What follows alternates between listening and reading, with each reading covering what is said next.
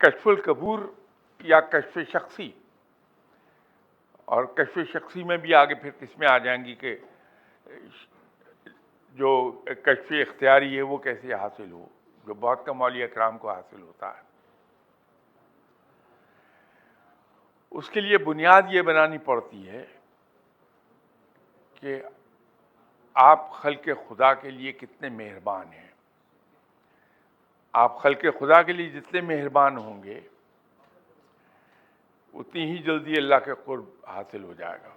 तो रब के करीब पहुंचने का आसान तरीका ये है कि उसके मखलूक के लिए मेहरबान हो जाइए। जब उसके मखलूक के लिए आप मेहरबान हो जाते हैं तो वो अपने करीब आपको कर लेता है। जब अपने करीब करता है तो फिर बहुत कुछ अता हो जाता है, लेकिन बुनियाद वही है।